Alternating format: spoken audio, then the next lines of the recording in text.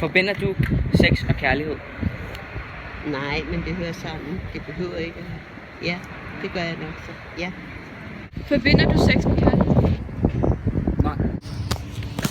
Forbinder du sex og kærlighed? Til del, ja. Forbinder du sex med kærlighed? Altså i min alder, så gør man jo nok.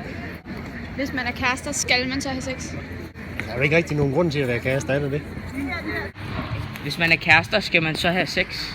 Ikke nødvendigvis. Hvis man er kærester, skal man så have sex? Kun hvis man har lyst til. Nej, altså, jeg tror det er indbefattet. Jeg tror de unge mente, når de siger, de er kærester, så tror jeg også, det betyder, at de har sex. Men det kan jo du jo ikke bruge til noget. Hvis man er kærester, skal man så have sex? Nej. Hvis man skal have sex, er det så vigtigt, at der er kærlighed i det? Nej. Hvis man skal have sex, er det så vigtigt, at der er kærlighed i det?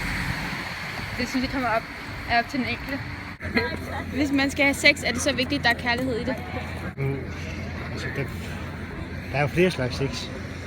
Der er jo den,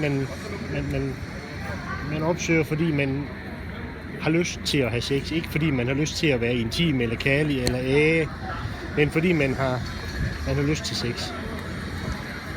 Og hvordan tror du, det var at være kærester i de helt gamle dage? Jeg tror, det er jo svært.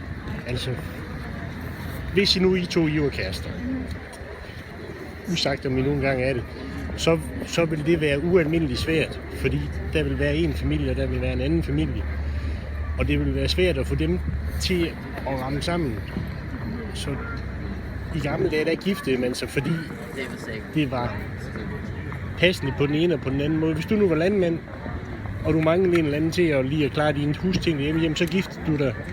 Og så passede det, så havde I sådan et fællesskab, men det er jo ikke altid kærlighed på daværende tidspunkt.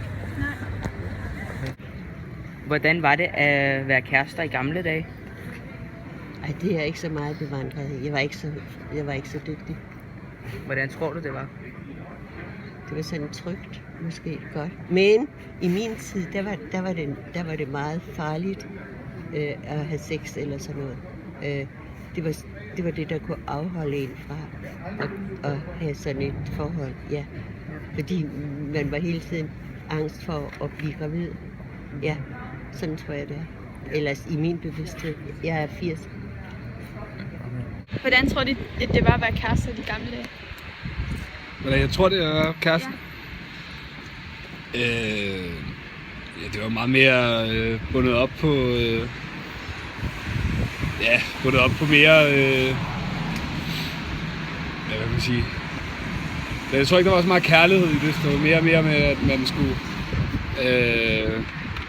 finde sig den rigtige og blive gift med og få den vej igennem. Så det er lidt mere arrangeret, kan man sige, dengang. Så jeg tror ikke, kærlighed var på samme måde som det er i dag, hvor der er lidt mere frigjort. Hvem man har lyst til at elske, og hvem man har lyst til at være kærester med. Hvordan var det at være kærester i gamle dage? Det ved jeg ikke så meget. Jeg tror, det var mere formelt i det. Jeg ved det ikke helt. Tak for det. Tak for det.